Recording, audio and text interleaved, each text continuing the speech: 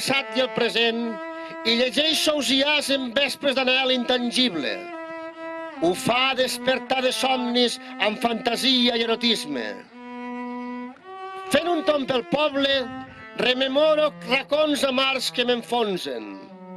S'endega la tardor de grisos núvols, un plugim m'amarga fredament. Reneix la força innata quan l'autor no s'enix amb històries sense fil conductor. I les enveges intrèpides triomfen i la tristor impera a tots temps. Ningú no pot fer via davant la mediocritat que regna.